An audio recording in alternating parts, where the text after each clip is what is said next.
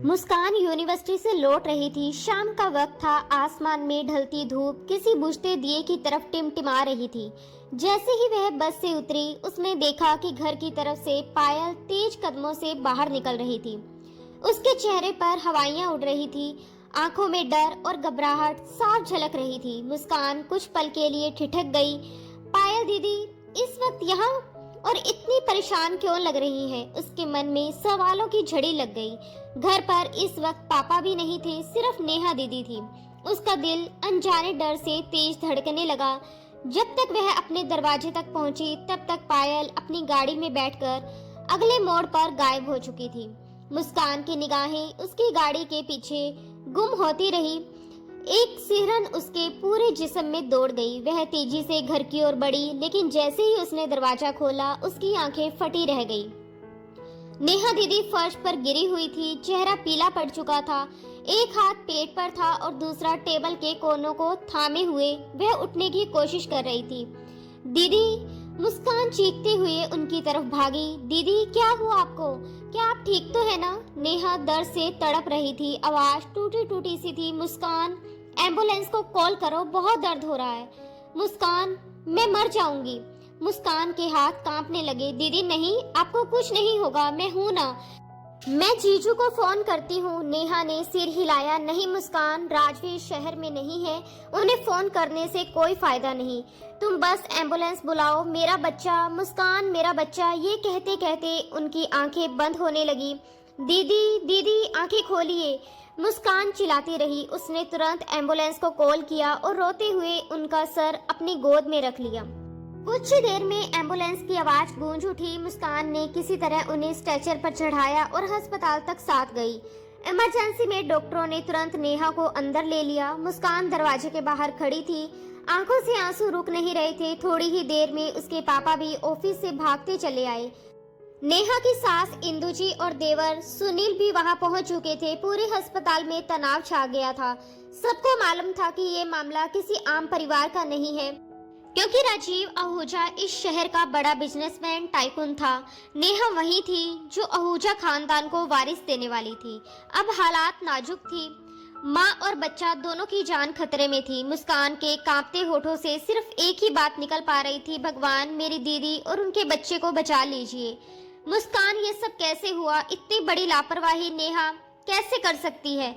उसे तो पता था ना कि उसकी कोख में हमारे खानदान का अंश पल रहा है, फिर भी इतनी बड़ी लापरवाही कैसे हो गई? इंदु जी की आवाज में दर्द, गुस्सा और हैरानी तीनों एक साथ झलक रहे थे।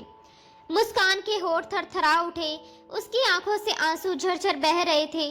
मुझे नहीं पता आंटी, सच में नहीं पता। उसकी आवाज फटी हुई थी। मैं यूनिवर्सिटी से आई तो दीदी जमीन पर दर्द से तड़प रही थी। मैं कुछ नहीं जानती कि उनके साथ क्या हुआ था। मैं तो बस उन्हें संभालने की कोशिश कर रही थी। उसने रोते हुए अपने चेहरे को दोनों हथेलियों में छुपा लिया। इंदु जी वहीं माथा पकड़कर पास की कुर्सी में बैठ गई। उनकी आंखों से आंसू नहीं, पर एक गहरी थकान टपक रही थी। चारों ओर खामोशी पसरी थी। बस अस्पताल की गलियारे में लोगों की हल्की आवाजें और मॉनिटर की बीप सुनाई दे रही थी। 3 घंटे तक सब लोग बाहर बेचैनी से बैठे रहे, हर मिनट उम्मीद और डर के बीच झूलते हुए। और फिर आखिरकार डॉक्टर बाहर आए। उनके चेहरे पर थकान और आंखों में बोझिलपन था। डॉक्टर ने धीमी आवाज में कहा, हमने बहुत कोशिश की, माँ को तो बचा लिया गया, लेकिन बच्चा अब नहीं रहा। ये शब्द जैसे किसी ने दीवार पर हथौड़ा मार दिया हो। मुस्कान की आंखों से आंसू बह निकले। इंदु जी ने सिर झुका लिया और नेहा के पिता संजय जी के होठों से एक दर्द भरी आह निकली। 5 महीने की प्रेगनेंसी थी वो बच्चा, जिसकी हलचल नेहा हर रोज महसूस करने लगी थी, जिसका हर पल वो सपना देखती थी, जिसके लिए पूरे घर में तैयारियां हो रही थी। अब वो नन्हा वजूद हमेशा के लिए ठंडा पड़ चुका था। उसी वक्त तेज कदमों की आवाज गूंजी। अस्पताल के गेट से राजीव अंदर दाखिल हुआ, चेहरा पसीने से भीगा हुआ, आंखों में डर और बेचैनी थी। डॉक्टर, नेहा कहाँ है और मेरा बच्चा कैसा है? वह एक ही सांस में सब बोल गया, लेकिन डॉक्टर के होठों से निकले हुए शब्दों ने उसकी पूरी दुनिया उजाड़ दी। आपकी पत्नी अब सुरक्षित है, लेकिन बच्चा नहीं बच पाया। राजीव कुछ पल तक वहीं खड़ा रहा, आंखें फैल गई जैसे किसी ने उसकी सांसें खींच ली हो। फिर वह डगमगाते हुए पीछे की कुर्सी पर गिर गया। उसके हाथ कांप रहे थे, आंखें सूनी थी। उसे समझ नहीं आ रहा था कि यह सपना है या सच्चाई। जिस बच्चे के लिए उसने महीनों से तैयारी की थी, जिसके आने की मुस्कान में वह पूरा घर सजाने वाला था, वो बच्चा अब कभी नहीं आएगा। राजीव, खुद को संभालो, नेहा के पापा संजय ने आगे बढ़कर कहा। लेकिन उनकी बात पूरी होने से पहले ही इंदु जी गुस्से में फट पड़ी। संभाले कैसे? सब नेहा की गलती है। मैंने तुम्हें पहले ही मना किया था राजीव, उसे उसके मायके मत छोड़ो। लेकिन नहीं, तुमने मेरी एक बात नहीं मानी। अब देखो, सब खत्म हो गया। राजीव की आंखों में लालिमा भर आई, उसकी मुट्ठियां भींच गई। उसने भारी आवाज में कहा, मैं नेहा को कभी माफ नहीं करूंगा, कभी नहीं। उसकी आवाज में टूटन थी, लेकिन लहजा पत्थर की तरह सख्त था। उसने आंखों की नमी को झटकते हुए चेहरा घुमाया और बिना पीछे देखे अस्पताल से बाहर निकल गया। वह यह जाने बिना जा चुका था कि अस्पताल के कमरे में नेहा धीरे धीरे होश में आ रही थी। आंखें खोलते ही उसने सबसे पहले जो नाम लिया वो राजीव था। उसकी आवाज में टूटन थी, बेबसी थी और एक ऐसी चाहत थी जो शायद अब अधूरी रह जाने वाली थी। वह राजीव से मिलना चाहती थी, उसके कंधे पर सर रखकर रोना चाहती थी, अपने बच्चे की मौत का गम उसी के साथ मिलकर हल्का करना चाहती थी। लेकिन किस्मत को कुछ और ही मंजूर था। राजवीर ने उसे धुतकार दिया था, उससे नफरत करने लगा था, उसे अपने बच्चे की मौत का जिम्मेदार ठहरा दिया था। उसके दिल में गलतफहमी का जहर फैल चुका था। नेहा बिस्तर पर लेटी थी, आंखों से आंसू बहते जा रहे थे, होठ कांप रहे थे और उसकी रूह रो रही थी। उसकी दुनिया उजड़ चुकी थी। उसका बच्चा, उसका प्यार, उसका विश्वास, सब कुछ उससे छीन गया था। उसने आंखें बंद की और कमरे में बस मॉनिटर की धीमी बीप गूंज रही थी, जो अब किसी टूटे दिल की धड़कन जैसी लग रही थी। वो रोती सिसकती रह गई। राजवीर के पीछे पीछे उसकी माँ इंदु जी भी चली गई। अस्पताल की सफेद दीवारों के बीच अब सिर्फ उसकी बहन मुस्कान और उसके पापा संजय जी रह गए थे। चारों तरफ सन्नाटा पसरा था। बस मशीनों की बीप की आवाज उस सन्नाटे को तोड़ रही थी। बेबस संजय जी अपनी बेटी के पास आए। पापा, नेहा ने कांपती आवाज में पुकारा। आंखों में उम्मीद की आखिरी चमक थी। उन्होंने उसका माथा सहलाया। तुम ठीक हो बेटा? हमारे लिए बस यही सबसे बड़ी बात है। ये सुनते ही नेहा अपने आंसू रोक न पाई। पापा का हाथ कसकर पकड़ लिया। पापा, मेरा बच्चा। उसके शब्द गले में ही अटक गए। संजय जी ने आंखें बंद कर ली, आवाज में दर्द था। फिक्र मत करो बेटा, सब कुछ ठीक हो जाएगा। मगर खुद उनकी आंखों से आंसू ढुलक पड़े। मुस्कान भी पीछे खड़ी अपने आंसू पोंछ रही थी। दूसरी ओर राजवीर, जिसने ना तो मुड़कर देखा ना ही अस्पताल आया। संजय जी बेटी को डिस्चार्ज करवाकर घर ले आए, मगर नेहा के मन में अब भी एक ही सवाल था, राजवीर कहाँ है? हर दिन, हर रात, हर सांस में वो उसी का नाम दोहराती रही। दरवाजे की ओर उसकी निगाहें जमी रहती। वो आएगा, मेरे आंसू पहुंचेगा, लेकिन वो कभी नहीं आया। थक हार कर नेहा ने खुद उसे फोन किया, मगर उसने फोन तक नहीं उठाया। और जब वो खुद उसके घर पहुंची तो उसने मिलने से भी इनकार कर दिया। इतना ही नहीं, उसकी माँ इंदु जी ने तो उसे घर से धक्के देकर बाहर निकाल दिया। तुम हमारे पोते की कातिल हो। ये सुनकर नेहा के दिल में जैसे 1000 तीर एक साथ चुभ गए। वो दरवाजे पर ही खड़ी रह गई, आंखों में दर्द, होठ कांपते हुए बोले, जाओ राजवीर, तुम्हें मेरी जरूरत नहीं। अब मुझे भी तुम्हारी कोई जरूरत नहीं। अगर तुम्हें मुझसे मोहब्बत नहीं तो मैं भी ऐसी मोहब्बत पर लानत भेजती हूँ। ये कहते वक्त उसकी आवाज भरा गई थी, मगर चेहरा सख्त था। अंदर से वो पूरी तरह टूट चुकी थी। वो दिल जिसमें कभी सिर्फ राजवीर की मोहब्बत बसती थी, अब बिखरे हुए टुकड़ों में धड़क रहा था। दिन गुजरते गए, मगर उसके दर्द की तीव्रता कम नहीं हुई। वो अपने आंसू भीतर ही भीतर पीती रही, मुस्कुराने की कोशिश करती रही ताकि पापा और मुस्कान का दिल ना टूटे। दोनों ने उसे बार बार समझाया, नेहा टेंशन मत लो, एक दिन राजवीर जरूर लौटेगा। वो बस गलतफहमी में है। लेकिन नेहा की आंखें हर बार खामोश रहती। वो उन वादों, उन कसमों, उन सपनों को याद करती जो राजवीर ने उसके साथ बुने थे। 6 महीने बीत चुके थे, मगर उस बेदर्द सनम ने एक बार भी पलटकर नहीं देखा। उधर राजवीर भी सुकून में नहीं था। वो भी नेहा को याद करता था, मगर इंदु जी की बातों ने उसकी सोच में ऐसी दीवार खड़ी कर दी थी जिसे अब गिराना नामुमकिन था। उन्होंने गलतफहमी के बीज को इतना खाद पानी दिया था कि अब वो एक घना पेड़ बन चुका था, जिसकी छांव में प्यार के लिए कोई जगह नहीं बची थी।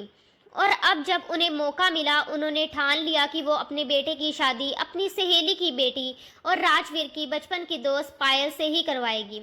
उस दिन दफ्तर का माहौल गंभीर था। राजवीर अपनी मीटिंग में डूबा हुआ था। जब दरवाजे पर खट की हल्की सी आवाज हुई, उसने सिर उठाया और सामने का नजारा देखकर उसकी सांसें थम गई। कमरे में मौजूद सबकी निगाहें दरवाजे की ओर टिक गई और वहां खड़ी थी नेहा। 6 महीने बाद उसे यूं सामने देखकर राजवीर के लब खुद ब खुद रुक गए। काली फ्रॉक में सोगवार हुस्न, रोई हुई आंखें, फीकी मुस्कान, उसके चेहरे पर दर्द और गरिमा दोनों का अजीब संगम था। राजवीर ने उसे ऊपर से नीचे तक देखा और एक पल के लिए जैसे सारी दुनिया थम गई, हवा भी रुक गई। बस उन दोनों के बीच एक अधूरा प्यार, एक अधूरा रिश्ता और बहुत सारी खामोशियां बाकी थी। मुझे आपसे बात करनी है, वो रहस्य लहजे में बोली, आवाज धीमी मगर ठोस थी। Excuse me, meeting is over, Rajveer ने ठंडे अंदाज में कहा और वहां मौजूद सभी मेंबर्स को बाहर जाने का इशारा किया। कुछ ही पलों में कमरा खाली हो गया। अब वहां बस 2 लोग थे, एक वो जो टूटी थी और दूसरा जो टूटने से बचने की कोशिश कर रहा था। राजवीर ने मेंबर्स के जाते ही अपनी सख्त निगाहें नेहा पर डाली, जबकि नेहा कुछ सेकंड उसे देखती रही, फिर धीरे धीरे उसके करीब आई। आप दूसरी शादी कर रहे हैं, उसने हिम्मत जुटाकर कहा। आवाज कांप रही थी मगर जुबान पर दृढ़ता थी। 6 महीने बाद ये पूछने आई हो, राजवीर अपनी जगह से उठते हुए ठंडे स्वर में बोला। आप मेरी बात का जवाब दें मिस्टर राजवीर आहूजा, नेहा ने तेज आवाज में कहा। उसकी आंखों में दर्द और गुस्सा दोनों थे। उसके जिस्म से उठती वही उसकी पसंदीदा खुशबू हवा में फैल गई थी। 6 महीने बाद भी वो खुशबू राजवीर के दिल की धड़कनों को अस्त व्यस्त कर रही थी। वो सामने खड़ी थी, वही लड़की जिसे उसने कभी अपनी रूह की हद तक चाहा था। मेरा जवाब जानकर क्या करोगी, उसने उसकी आंखों में गहराई से झांकते हुए कहा। जो पूछा है उसका सीधा जवाब दीजिए, नेहा ने थरथराते लहजे में कहा। अगर मैं कहूँ हाँ कर रहा हूँ दूसरी शादी, राजवीर की ठंडी आवाज ने कमरे की हवा जमा दी। उसके शब्द सुनकर नेहा के होठ सूख गए, दिल की धड़कन जैसे थम गई। आप मुझे सजा दे रहे हैं, वो धीमी सांस लेते हुए बोली। सजा तो हम दोनों के लिए है और शायद अब सारी जिंदगी ये सजा हमें झेलनी पड़ेगी। राजवीर की आवाज में अब थकावट थी। मैं आपकी बीवी हूँ राजवीर, आप मेरे साथ ऐसा नहीं कर सकते, ये बेवफाई है। उसके आंसू अब उसके पलकों से ढुलक चुके थे। बीवी हो इसलिए यहाँ खड़ी हो और सवाल करने की हिम्मत है, वरना तुम्हारी जगह कोई और होता तो अब तक। राजवीर की बात अधूरी रह गई। उसने चेहरा फेर लिया और बस इतना कहा, घर जाओ। नेहा वहीं जड़ सी खड़ी रह गई। उसे यकीन नहीं हुआ यही वो आदमी था जो उसे दीवानों की तरह चाहता था, जिसकी हर सुबह उसकी मुस्कान से शुरू होती थी और हर रात उसकी बाहों में खत्म। और आज वही शख्स उसे देखना तक नहीं चाहता।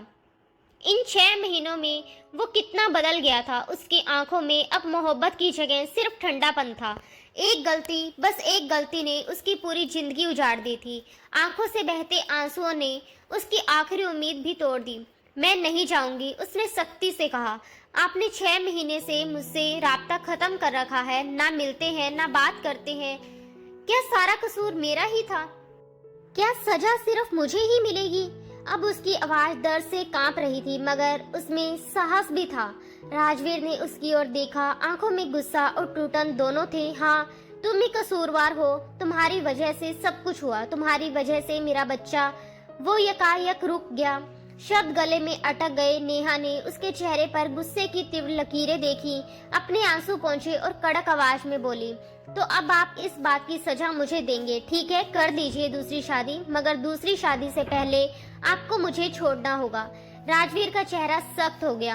अपनी जुबान संभालो नेहा, अगर दोबारा ऐसी बात मुंह से निकाली तो जान ले लूंगा तुम्हारी।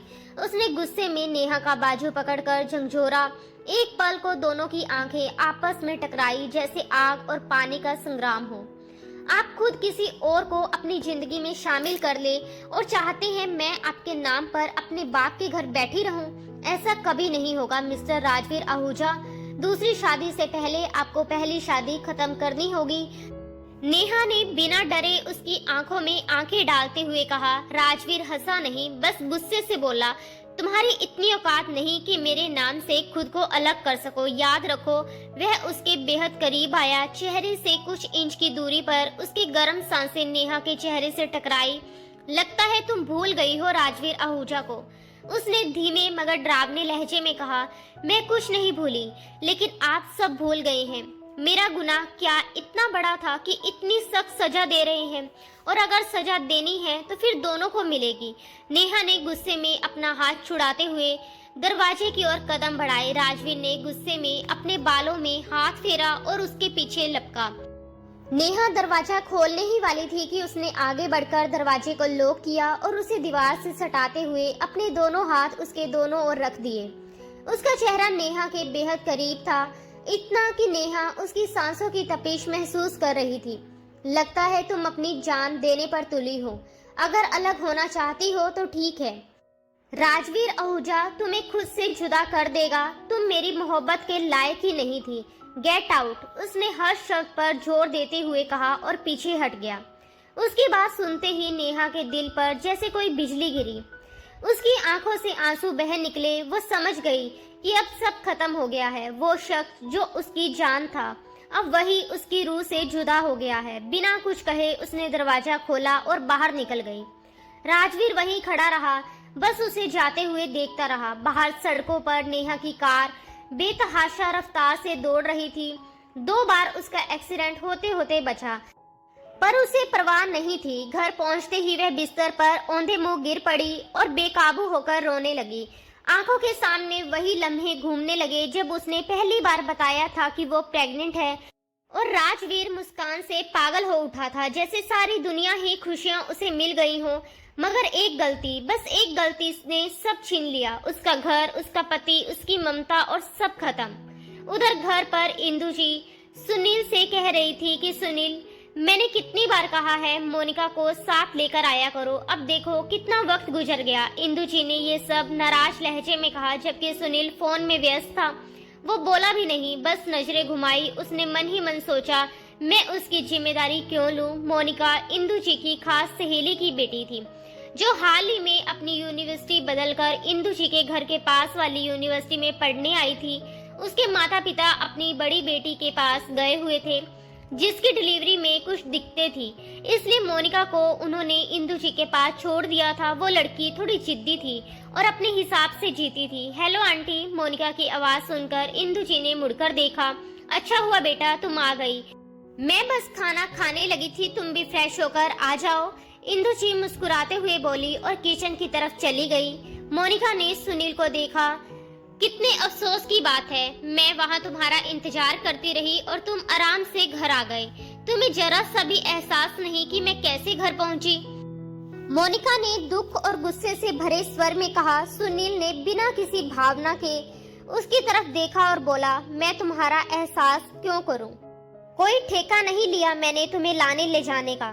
अपने आने जाने का खुद इंतजाम करो, उसने बाहें चढ़ाते हुए कहा। फिर मोबाइल पॉकेट में डाला और अपनी जगह से उठकर कमरे की ओर बढ़ गया। मोनिका को उसकी बात पर गहरा अफसोस और झुंझलाहट हुई। वह उसके पीछे आई और तेज लहजे में बोली, जरूरी नहीं जिनका ठेका लिया जाए सिर्फ उनकी मदद